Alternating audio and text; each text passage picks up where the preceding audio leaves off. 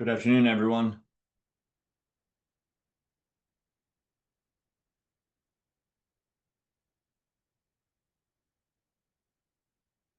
Go ahead and get started in just a minute.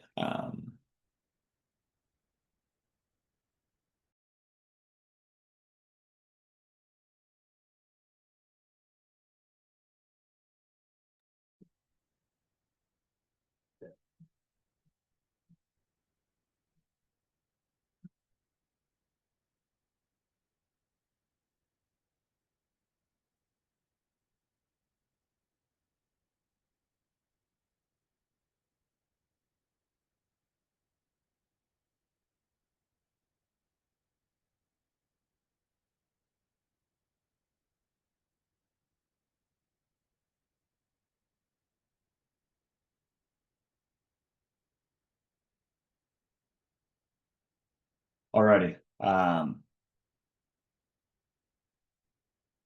Well, good afternoon, everyone. Welcome to today's weekly webinar. In this session, I'm going to be talking about a question I'm asked often, which is, um, what level of financial due diligence do I need? I'm under, LOI for a deal. I'd like some level of financial diligence. I read in Walker Dible's book Buy Then Build, listen to podcasts, and I'm told that I need to get a quality of earnings or financial due diligence project or analysis conducted, but I don't know much about it. I don't know how much or how little I need, but I would like some assurances over the company I'm buying. The investment I'm making, ensuring it's a smart investment. If you're using an SBA loan, you're personally guaranteeing your assets against the loan. So you want some just level of comfort and insurances around your $1 million or multi-million dollar investment. So that's what we're going to cover. It's something I speak with a lot of prospective clients. So hopefully it's helpful to give you at least how I think about financial due diligence, which categories make sense based on your deal. It's certainly not a one size fits all, but it should give you some clarity, especially if you're having these questions right now. Um, Before we jump in, I would like to see who's joined us today. So if you could answer a quick polling question. So where are you in your business search process? Are you under LOI, actively searching, or just started searching?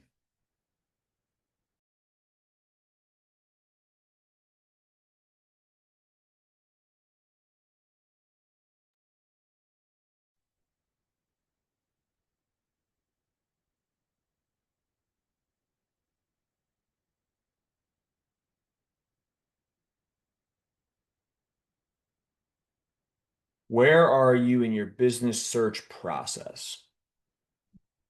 Actively searching, just started searching, or under LOI? Keep that open for just another second. All right, looks like about half are actively searching, some are just started, and then one is under LOI. So I think it's important to, ask the question of why hire anyone? Why hire anyone to conduct financial due diligence? What is your, what are you looking to achieve by paying someone to conduct a third-party analysis? Um, Full disclosure, SBA banking requirements don't specifically stipulate you must get a quality of earnings done in order to receive a loan. Uh, there are more SBA banks that are pushing for it because it shows that you are a credible buyer and you're willing to put $5, 10, $20,000 into a project like this.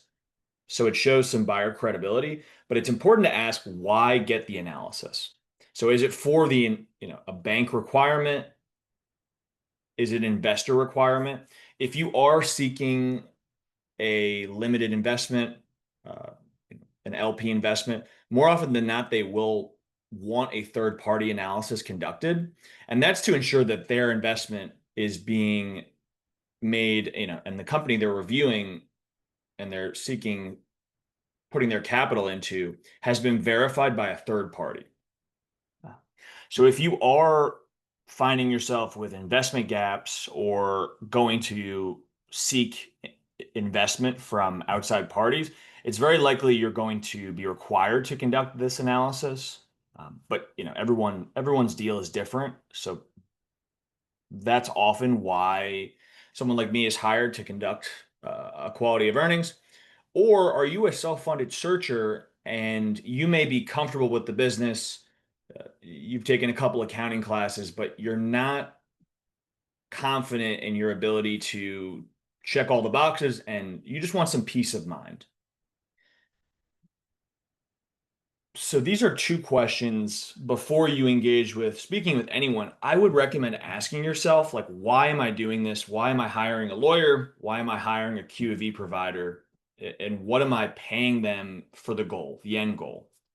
Is it to check that box in order to receive that investor money that I need to close this deal?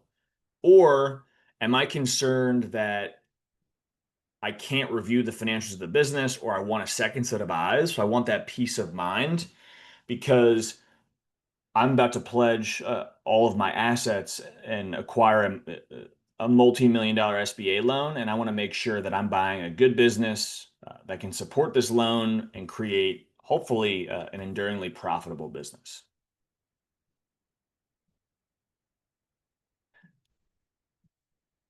So, based on your deal, you know, what are what are some of the options? So, some of the options typically look like in the form of a QOE Lite data book or a full scope data book and report. So these are typically, and I'll do my best to zoom in, some high level features. So if you're a self funded searcher, enterprise values of sub 5 million, uh, maybe up until 8 million, you very likely can get away with just a light data book, which is a verification of earnings, if you're using it on an internal basis. So if you don't need this to satisfy an investor, this is likely the best option. If you need it for a traditional bank, or you are required to, you'd like a report, a PDF report, etc., you very likely will need a comprehensive financial diligence, which includes an Excel data book and a PDF report in order to meet some of those standard requirements. Comprehensive also looks at things such as working capital, debt-like analysis. It'll do, for my practice specifically, we'll do payroll reconciliation and tax return reconciliation to book. So it's just a higher, more in-depth analysis, but it comes with a significantly higher cost. It takes about 3 to 5 weeks, and based on the level and sophistication of the business, this can be much more expensive than just that light review. So it really depends on you as the searcher, or if you're the independent sponsor, what are you looking to achieve? Which is why I posed that question first. Do you need a full scope report, which is the most popular package because it's comprehensive and it does that deep dive into working capital, uh, debt like, a deeper dive into revenue. It'll conduct a management interview and a review of the business history. So it depends on what you're looking to achieve in selecting this financial diligence package. So, where does due diligence fit in the timeline of an acquisition?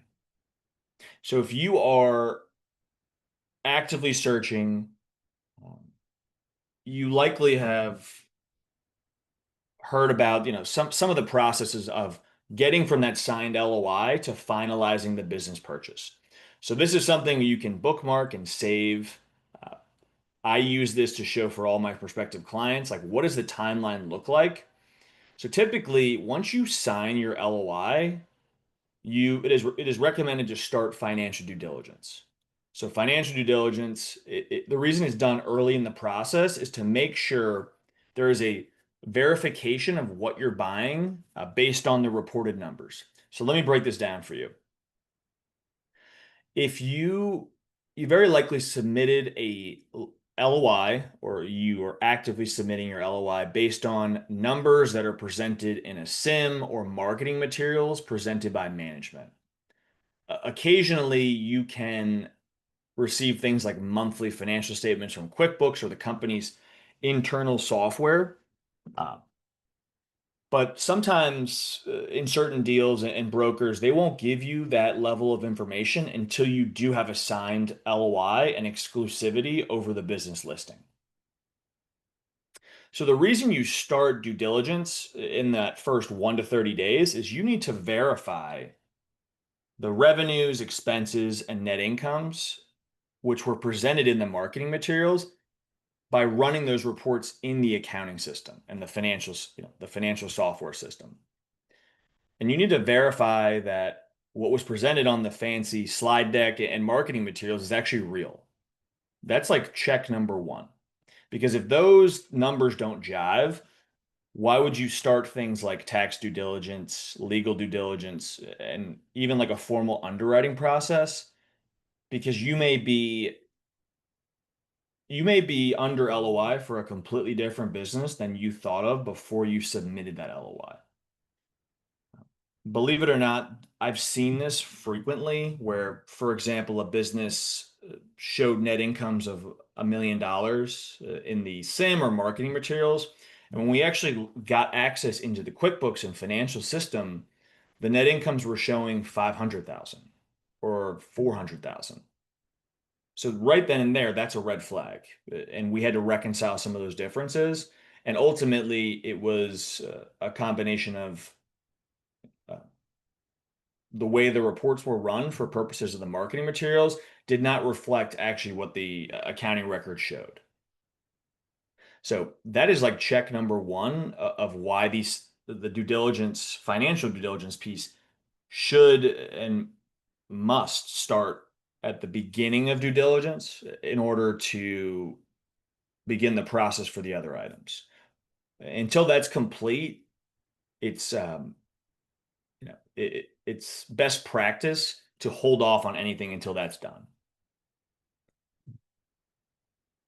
So when do you contact that QOE provider? This is another question I get. Um, so if you are just starting your search, if you are actively searching, you know these are exciting times. Don't get me wrong. You are looking for businesses. You're meeting tons of people, and hopefully you're on your way to finding a great business. In the realm of acquisitions, it doesn't make sense to contact a QOE provider with the intent of engaging them until you have really submitted that LOI, or you are confident it will be signed. And the reason is, speaking, I can only speak for my practice, we can move fairly quickly. Within 1 to 2 business days, we can have a kickoff call and start your deal. Because in my view, it's absolutely mission critical. We're completed within those first 30 or 45 days of a 90-day due diligence period. So the sooner we can start, the better. Unfortunately, if you're starting your search or actively searching, it's very challenging from a quality of earnings perspective and really any service provider to give you actionable advice, because I need to know what kind of deal you're looking at. Is it going to be an SBA size deal? What kind of industry are you looking at specifically for the business? Because from there, I can tailor an appropriate playbook and game plan on how we can conduct due diligence and what are the risk areas. Until I know what the specific business is and can take a look under the hood, I won't know how to best assess and conduct a project. Think of it like, you're bringing in a car for a repair. If you were to call up a mechanic and say, something's wrong with my car. I'm thinking about bringing it in. Uh, they would say, these guys have seen millions of cars. They know how to fix anything. Until they actually see your car, they don't know what is best, the best next steps. Think of that as a QOE provider. I know at a high level what certain analysis should be done, but there are very important analysis which should be applied to certain deals based on the industry and the initial risk assessment I will conduct. Um, for example, in asset-heavy businesses, looking at things such as capital expenditures and the fixed assets, and incorporating that into working capital is something I spend a lot of my time on. So this is hopefully a timeline chart of when you should contact a QOV provider, really to save you time. If you're actively searching and you're starting your search, it's actually more important to be deal sourcing and looking for deal volume than spending your day speaking with service providers who would love to work with you, but you're just too early in the process. Um, So I would encourage those starting your search and actively searching to hold off until you really are close to this LOI period before you start speaking with these providers, uh, because your time is better spent looking for those great deals and that deal flow. So I believe I have a chart where it shows what does the overall process look like. So we're going to jump around. So if we think about what does the financial due diligence process look like? So imagine this. You are um, under LOI and you have engaged a due diligence provider like myself. What is the process? So typically, the first week or two is spent in the data collection phase. So you're collecting those documents, you're conducting your general business review, and you're having that kickoff call. From there, the bulk of the analysis is spent conducting things like examining the contracts and agreements, doing that financial statement deep dive and review, income statement review, looking at revenues, looking at expenses, conducting your gross margin analysis, conducting a balance sheet review, looking at aged receivables, AR, AP. Um, and then conducting your analytical procedures, such as reviewing historical trends, analyzing month-over-month activity, and asking management questions if things look out of sorts. Um, Things that often come up in engagements are, large increases or decreases in revenues and expenses on a month-to-month basis. Um, Asking those questions to management about what happened, what caused this, etc., is where a lot of my day is spent during these comprehensive analysis. And then the last piece of financial diligence is conducting the net working capital analysis, tying up the proof of cash, and then presenting a normalized quality of earnings or EBITDA analysis. So understanding and presenting here is the company's go forward earnings. This is a earnings level you can expect going forward as the new owner. And those are important things because that shows you what sort of earnings this business can produce on a go forward basis, and can it support a bank loan or the bank debt you're about to take on to buy this business, if that's the case.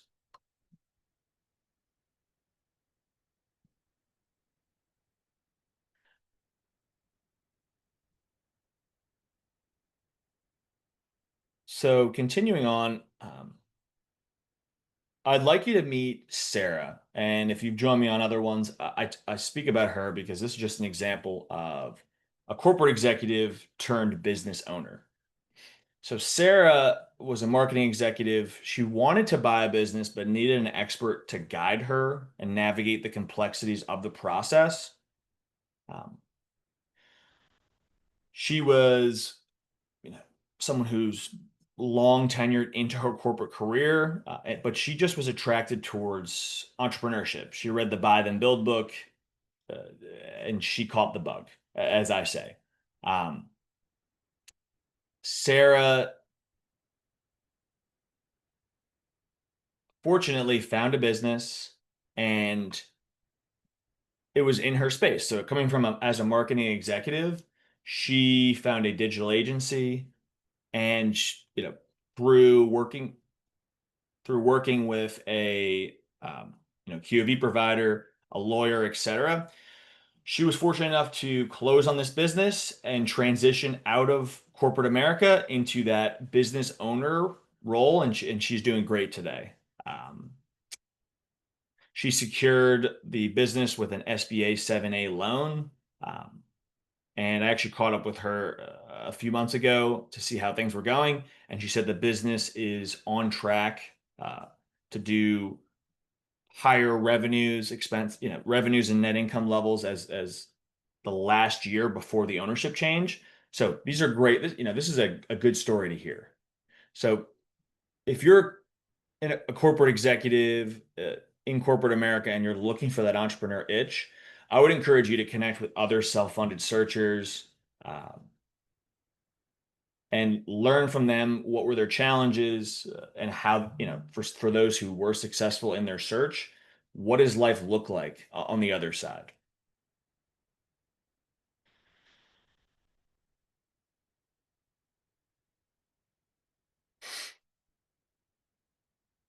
So I wanted to highlight this slide again. So again, if you ask yourself, who are you? Are you a independent sponsor, self-funded searcher, um, under LOI or close to it? Um, what sort of financial due diligence do you need? So again, really, it's two options, and this is just specifically for my practice. Um, the QOE Lite is intended for self-funded searchers who want an independent analysis for their internal use. So if you want to sleep better at night knowing that you have a second set of eyes on your multi-million dollar investment, this package serves to do that. So it covers things like a proof of cash, um, a P&L and balance sheet review and verification, and a look at what does normalized earnings look like on a go-forward basis. Typically, given it's a light data book review, this can be conducted pretty quickly in about 2 to 3 business weeks or 10 to 15 days. Um, for the smaller micro deals, this is also a very popular area and popular package. Um, if you need a full scope data book and report, independent sponsors, or small capital groups, the comprehensive data book and PDF report is going to be your best bet. It's going to be a little bit more expensive, but it covers the full scope. So it's going to include working capital, detailed revenue and gross margin analysis, and a management interview and business history review. So we'll have several calls with the management team to assess competency, processes, etc. So this covers the financial due diligence piece, but you'll also learn tons about the operational aspects of what the business does, what are some of the challenges, and what are some of the good things. And this management meeting is conducted by myself and my team, and it's typically anywhere from 3 to 5 total hours of calls. So when I get to work with sponsors, capital groups, and self-funded searchers, they often say that the management meeting piece, they learn much more about the business than even looking at the data book, etc. So I do think this is a differentiating factor when you weigh, do I want to get a light review or do I want to do that comprehensive analysis?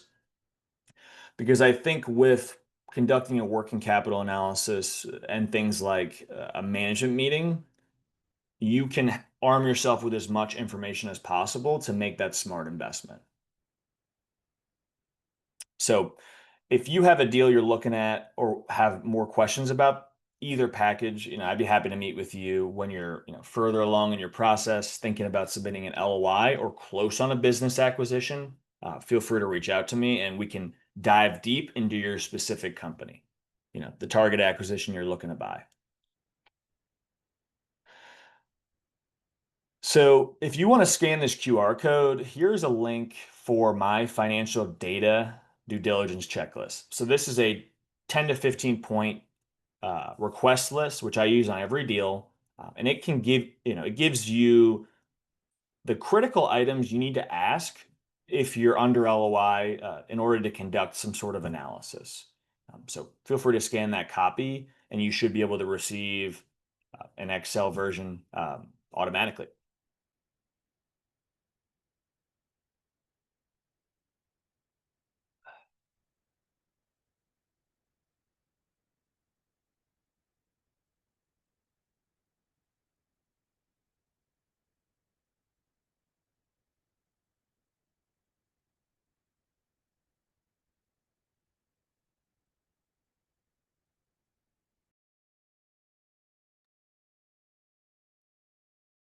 Um, With that, again, if you have more questions about a specific deal or you as an acquisition entrepreneur or independent sponsor, feel free to write in the chat and I would love to answer any questions you have about the process.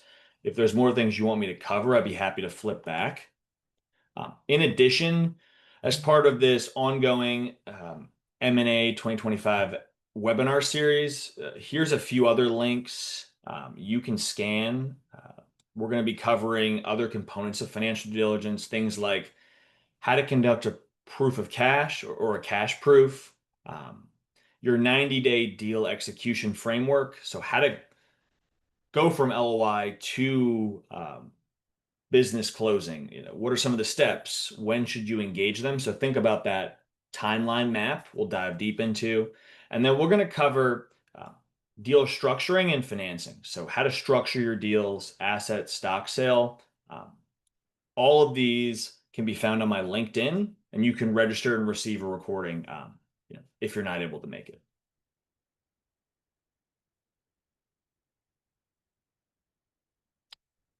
If you'd like to learn more about some of the content, I post all of this on my YouTube channel. It's Patrick O'Connell. All the recordings are housed there as well, so feel free to subscribe and follow along for all this educational content I give out for the SMB community. If you would like to connect with me, feel free to scan the QR code and give me a shout on LinkedIn or X. If you have questions around, your deal, how to actively search, etc., I would love to be able to connect with you and meet. If you're looking for financial due diligence and you're close on an LOI, feel free to book a call directly at o'connelladvisorgroup.com. If you are just starting your search or not close on a business yet, feel free to check out my YouTube channel, and there's more content about how to actively search, how to create a business buyer's toolbox. Unfortunately, I would love to meet with all acquisition entrepreneurs, but my time does not allow for it. So I would ask, if unless you have a business specifically you think about submitting an LOI for, please do hold off until that appropriate time. With that, I will pause for some questions. So the first one we had was when should how do you find SBA banks or other providers like for M&A lawyers, etc. You could certainly conduct your own independent research. I work with a few lawyers and SBA banks on a lot of deals. So if you want introductions to some of the folks I'm familiar with, I'd be happy to make those introductions. Believe it or not, the SMB and lower middle market acquisition space is smaller than you'd think. So there are, the same couple companies and firms I work with on many deals. So I'd be happy to make those introductions if you find that helpful.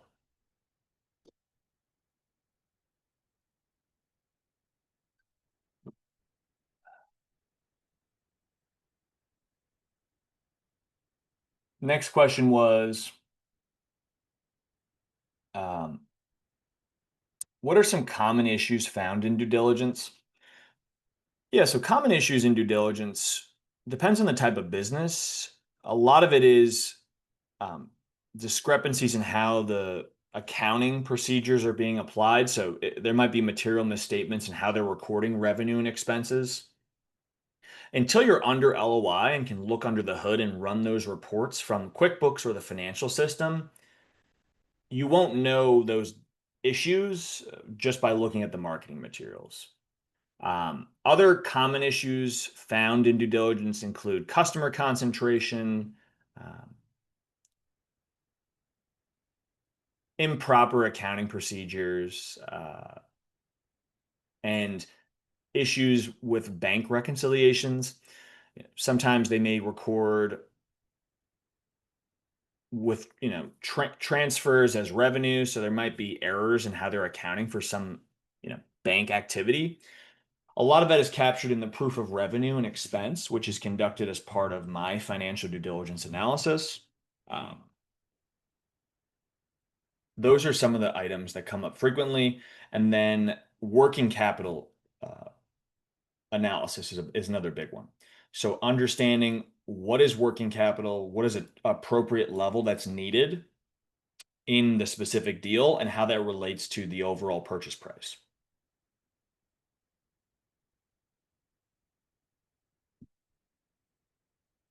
So hopefully that was helpful on some of the common issues. There could be other things such as related party transactions I find in diligence a lot. So in these family-run small businesses, you need to be very careful about the related parties. Are they working with vendors that are family related? Are they using an uncle to source some of their supplies and they may be receiving favorable costs? Um, those are nuances I see in some family businesses, and it's not an issue of them trying to be deceitful. It's really just a function of these small businesses and legacy businesses have a lot of family and related parties involved occasionally. So just be cognizant of that because that can materially impact the financial data of a business you're buying. Um,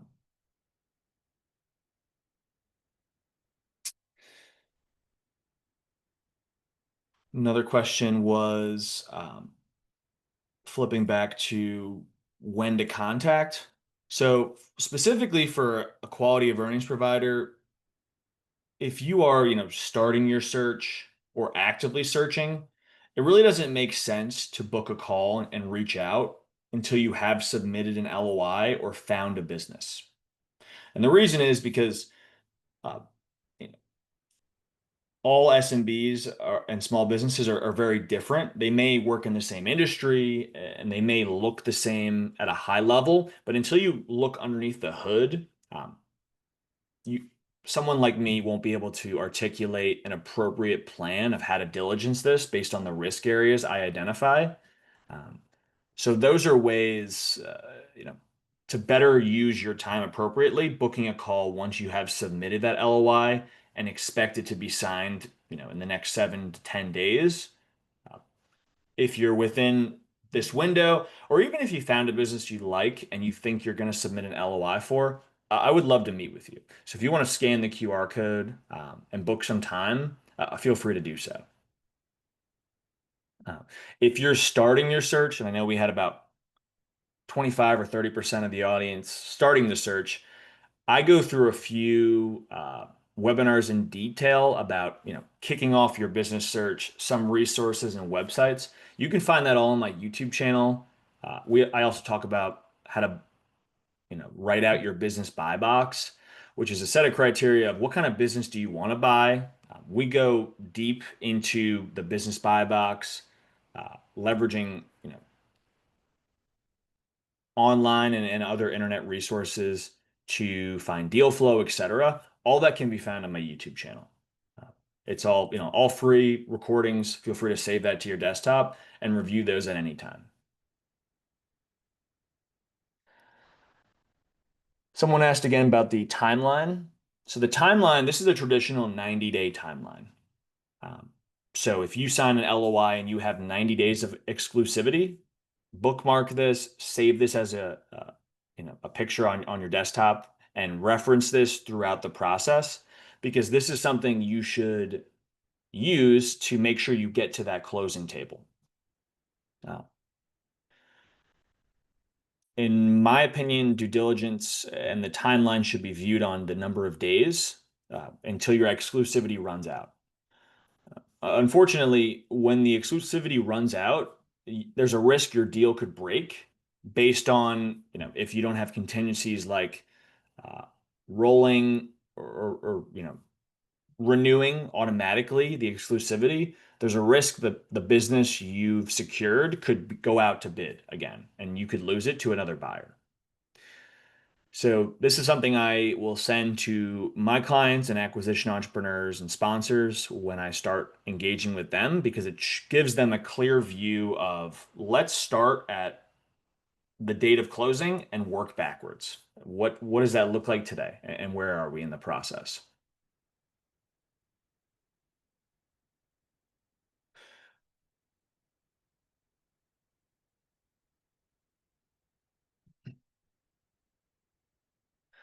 So